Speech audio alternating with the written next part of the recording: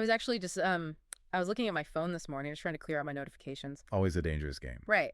And I realized I had made, I don't know, maybe 50 micro decisions before I even got my feet out of bed. Yeah. Like, do I delete this email? Do I read that article? Should I be angry about this random headline? Or ignore that text from your boss. Exactly. And honestly, it felt less like waking up and more like, like dodging traffic. Well, that is the modern baseline, really. Yeah. We are operating in this persistent state of decision fatigue. Because there's just so much of it. Right. The human brain was originally designed to decide, eat that berry or run from that lion maybe 3 times a day. Just keeping it simple.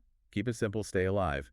But now Mm. we're asked to adjudicate complex geopolitical crises, nutritional science, ethical dilemmas, every single time we unlock our screens. And most of the time, I feel like I'm just getting it wrong. Or at least I'm just reacting, not actually thinking. Which is exactly why we're doing today's deep dive. Yes.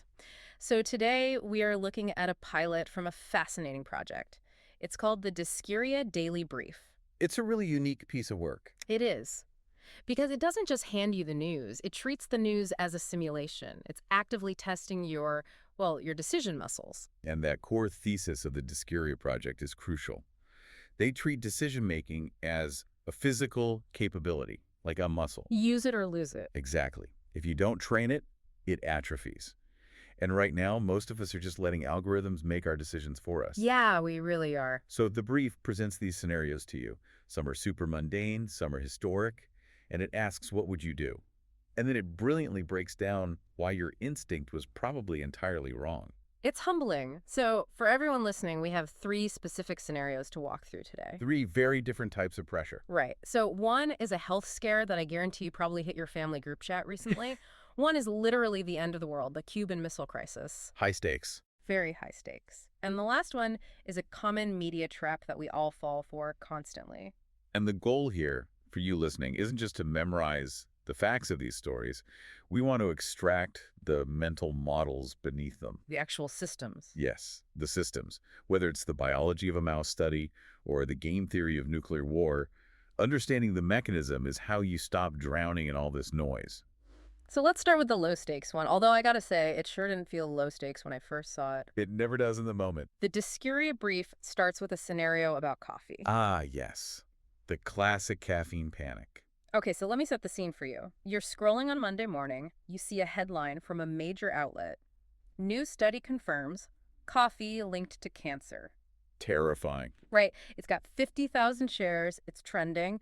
Your aunt has already texted the family group chat saying, throw out the Nespresso machine immediately. The panic is set in. The panic is real. And in this simulation, you have 60 seconds to act. Do you A, quit coffee immediately, B, read the actual study, or C, just ignore it entirely? Now, this is a pure test of your information hygiene. And before we even get to the right answer, we have to understand the trap here. The ecosystem problem. Exactly. This is an ecosystem problem. The headline exists to arrest your attention. It is a commercial product first and foremost. Because boring news doesn't pay. Right. A headline that says coffee is fine generates $0, coffee kills you. Yeah. That generates ad revenue. But here's the thing. If I see a headline that says something I consume every day is going to kill me, my survival instinct just kicks in. Of course it does. It's like better safe than sorry. Right. Why even take the risk? And in the Discuria results, 15% of the community agreed with me. They voted to just quit coffee immediately. And that better safe than sorry instinct is exactly what the algorithm hacks. It preys on it. But let's look at what the 65% who voted to read the study actually found. Because this is where it gets good. The devil is always in the details. So the headline loudly claimed linked to cancer. But the study itself, it showed a relative risk increase of 1.05. Okay, break that down for us. Because 1.05 sounds pretty small. But it's still an increase, isn't it? It is technically, statistically significant, yes. But practically, it's completely irrelevant. How so? You have to distinguish between relative risk and absolute risk. If your baseline absolute risk of getting this specific cancer is, say, 0.001%. A tiny fraction. Right. Increasing that by a tiny relative fraction 1.05 times means your overall risk is still basically 0.001%. Oh, wow. But framing it as increased risk sounds scary enough to get you to click. So we're out here panicking over a rounding error. Oh, it gets much worse. Did the Discuria brief happen to mention the actual subjects of this study? Yes, this is my absolute favorite part. It wasn't even humans, it was mice. Right. Well, And not just mice sipping a morning brew. no. Because to get the effect that they observed in the study, you would have to drink the equivalent dosage for a human, which they calculated. Let's hear the number. It was 87 cups of coffee per day. 87 cups. If I drink 87 cups of coffee, I am not worried about cancer. No, you'd have bigger problems. I'm worried about vibrating into the fifth dimension. My heart would literally explode long before a tumor ever showed up. It's absurd. Right. But this highlights what we call the base rate fallacy and the problem of scaling. Right, because mice aren't tiny humans. Exactly. Biological studies on mice rarely map one-to-one to humans anyway, especially at these massive dosage differences. But the headline strips all that context away. It just leaves the fear. It just leaves the fear. So the obvious lesson here is read the study. But realistically, who actually has time to read a dense medical journal before breakfast? Oh, buddy. And you don't have to read the whole journal. You just need to scan for 3 basic things. Well, Subjects. So, was it humans or mice? Dosage. Was it normal or extreme? And magnitude. Is the risk doubling or is it a 1% statistical blip? that's a great checklist. But there's a secondary, much larger lesson here about something called the truth lag. The truth lag. Explain that. So, the study authors actually issued a correction within 48 hours. They explicitly stated that the media coverage of their work was misleading. But nobody saw the correction. Exactly. The correction got a tiny fraction of the engagement that the original panic did. The lie travels halfway around the world while the truth is still putting on its shoes. So if you react in the first 24 hours to a breaking story, you are almost statistically guaranteed to be reacting to incomplete or manipulated information. Correct. The decision muscle here isn't about becoming a scientist. It's simply the ability to pause. It's the ability to say, this is interesting, but I'm going to wait for the data to settle. And that idea, the pause, is a perfect bridge to the second scenario. Because waiting on coffee data is easy. Right. Waiting to see if you should throw out your Nespresso is one thing. But the Discuria brief throws us into a situation next where waiting feels completely suicidal. The ultimate test of the pause. We're going back to 1962, the Cuban Missile Crisis. The highest stakes poker game in human history. Okay, so the scenario places you right in the Oval Office. You are John F. Kennedy.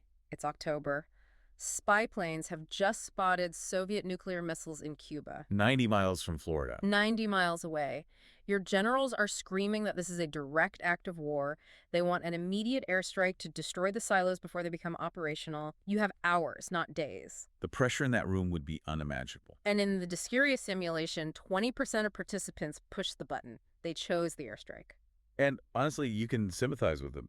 The threat is completely existential. The missiles are right there. You have to do something. Right, the action bias kicks in hard. Yeah. We instinctively feel safer doing something, literally anything, rather than just waiting. But Kennedy didn't strike. And this is the part of the brief I actually found most surprising. I always kind of assumed Kennedy just gathered his cabinet, listened to their advice, and made a tough call. That's the Hollywood version. Right. But he actually engineered a very specific social system to make this decision, didn't he? He did. He was acutely aware of group dynamics. He knew that if he just sat at the head of the table, his advisors would fall into authority bias. They'd just say what the boss wants to hear. Exactly. They would try to please him. Or they would just quietly agree with the loudest, most aggressive general in the room just to avoid conflict. So how did he break that dynamic? He formed something called XCOM, the executive committee. But here's the trick. He deliberately invited people who vehemently disagreed with each other. He brought in the extremes. He invited the hawks who demanded war and the doves who pushed for diplomacy. He forced them into a room to argue.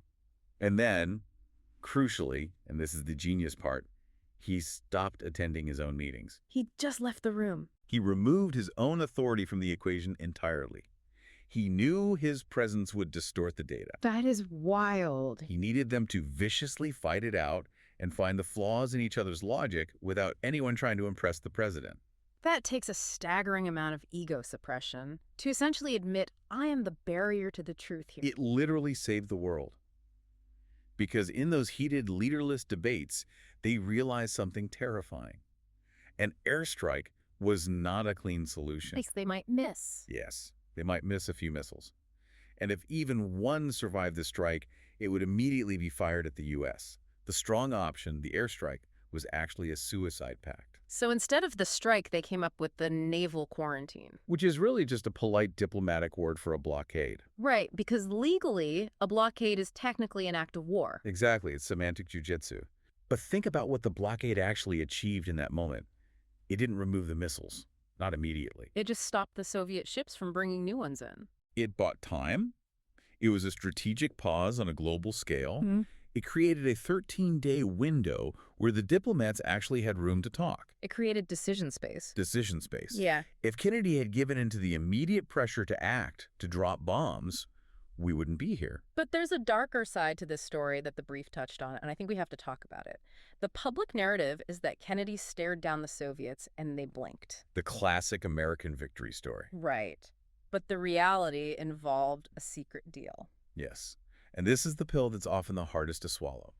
To get the Soviets to pull out of Cuba, Kennedy secretly agreed to remove American nuclear missiles from Turkey. So he essentially gave them exactly what they wanted. In large part, yes. But he kept that Turkey deal completely secret from the public for decades Why hide it? because of domestic politics.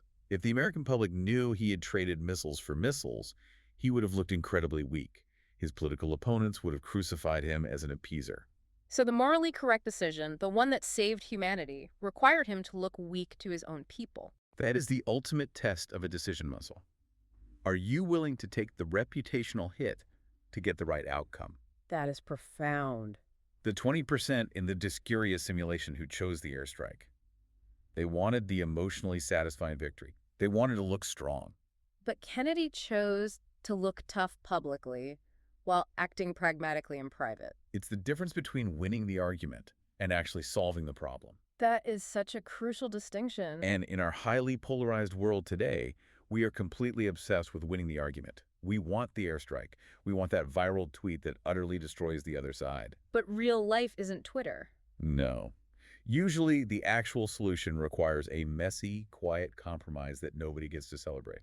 Well, speaking of polarized worlds and wanting to destroy the other side, let's Yeah. move to the third scenario, because this one isn't history. This is happening every single night on cable news. Ah, the false binary trap. This one really annoyed me, honestly, because I totally fell for it. It's designed to make you fall for it. In the simulation, you're watching a news anchor. They look dead into the camera, the pressure is on, and they ask you this question. Do you support free speech, or do you support community safety? And you have 5 seconds. 5 seconds to pick one. And I completely panicked. I clicked safety just because I didn't want to be the guy saying, I don't care if people get hurt. Of course. But then the second I clicked it, I immediately felt like I just betrayed the First Amendment. And you weren't alone in that feeling. Discuria noted that 55% of participants picked a side. They took the bait. But what's the alternative? It's presented as a yes or no question. But it isn't. Mm. And that is exactly the trap. The question contains a hidden premise. What's the premise? It assumes that free speech and safety are mutually exclusive. Ugh. You simply cannot have one without completely destroying the other. And that is a lie. But in the heat of the moment, it feels like a totally valid choice. Because of a concept called framing. The person asking the question controls the frame. By even accepting the premise of the question, you are stepping into their box. You lose before you even answer. Yes. If you say safety, you're suddenly a tyrant. If you say speech, you're an anarchist. The manipulator wins either way because they have successfully forced you to radicalize. So how do you actually beat it? If I'm at a dinner party and someone throws that kind of trap at me, like, do you care about the economy or the environment? What do I actually say to them? You have to explicitly reject the premise. You don't answer A and you don't answer B, you answer C. Okay, give me the script. Let's role play it. I'll be the annoying uncle at Thanksgiving. Perfect. So, do you support the police or do you support civil rights? I look you right in the eye and say, I reject the premise of your question. A functioning society requires both effective policing and robust civil rights. They are not opposites, they are interdependent, and I refuse to choose between them. Wow, okay, that entirely shuts it down. It takes the power back. But it is so hard to do that in the heat of the moment. It's incredibly hard because our brains genuinely love binaries. We are tribal animals at our core. We constantly want to know who is us and who is them. It's comfortable. The false binary is cognitive candy. It's so easy to digest. My side good, your side bad. Nuance, on the other hand, is high-calorie cognitive work. It takes actual effort to say and. It does. The economy and the environment. Freedom and equality. Real solutions are almost always found in the tension between two values, not in the total victory of one over the other. But if you watch political debates, Or Twitter threads. right, it's all or. It's entirely false choices designed to make you angry enough to, click a link or donate money. Exactly. So if we step back and look at these three scenarios together, the coffee panic, the nuclear standoff, the news echo trap, there seems to be a unified theory of bad decision-making tying them all together. There really is. In every single case, the viral headline, the nuclear threat, the false binary, the core mistake is speed. Right. The mistake is trusting that initial emotional reaction. The lizard brain. Right. The lizard brain sees a scary headline and says, fear. It sees a missile and says, attack. It sees a binary question and says, pick a side. Because that kept us alive. That exact machinery kept us alive on the savannah when the threat was a literal tiger in the bushes. But in a modern information environment, that machinery is actively being hacked. So the decision bustle we've been talking about, it isn't really about being smarter or just knowing more facts. It's about building a personal system to deliberately slow yourself down. It's about adding friction. Think about Kennedy. He built friction into his decision-making by creating XCOM and then physically leaving the room. You force the pause. You can build friction into your own media diet by enforcing a strict rule. I never share a story until I've actually opened the source link. That's a good one. Or you can build friction in arguments by pausing just to ask yourself, wait, is this actually a binary choice? It reminds me of that famous line about habits, how you don't rise to the level of your goals, you fall to the level of your systems. James Clear. And it's perfectly applicable here. We all want to be rational, well-informed people. That's the goal. Right. But if our daily system is just react immediately to every push notification, we will fail. We will be manipulated. I was really struck by that statistic you mentioned earlier, that 55% of people fell for the false binary in the simulation. And keep in mind, these are people who voluntarily signed up for a service called Discuria. They are actively trying to be smarter. Exactly. That's the humbling part of all this. Raw intelligence doesn't protect you from these traps. In fact, sometimes smart people are just better at rationalizing their bad, reactive decisions. They can argue their way out of it. Right. Because this is about biology.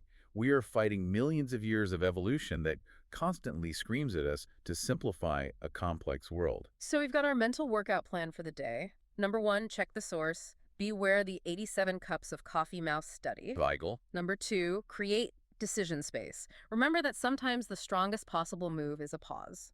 And number 3, reject the frame. Don't let anyone force you into a false choice. And just remember that what looks like weakness is often just nuance seen from a distance. Mm-hmm. Kennedy looked weak to his generals. The person who says, I need to read the study, looks indecisive to the group chat. Exactly. And the person who says, I support both sides, looks wishy-washy on cable news. You have to be okay with that.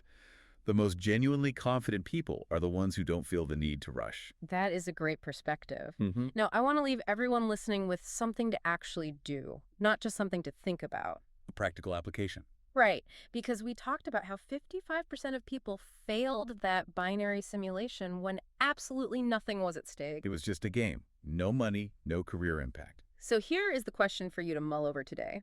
Where are you falling for this right now in your real life, where the stakes are actual relationships or actual money? That is the scary question. Is there a conflict at work where you've convinced yourself it's me versus them, when really it's just a systems problem? Or is there a political issue where you've adopted a hardline stance just because your team supports it without ever checking the proverbial mouse study underneath? Or maybe you're about to make a massive life decision. Buying a house, quitting a job, based entirely on a headline emotion, without creating the space to read the full contract. We are all in the box somewhere. The real work is finding those walls and pushing them down. Well said. Well, I'm going to go drink exactly 1 cup of coffee and think about that. Huge thanks to the Discuria team for the source material today. This was a real workout. Keep training those muscles. We'll see you on the next deep dive. Stay curious.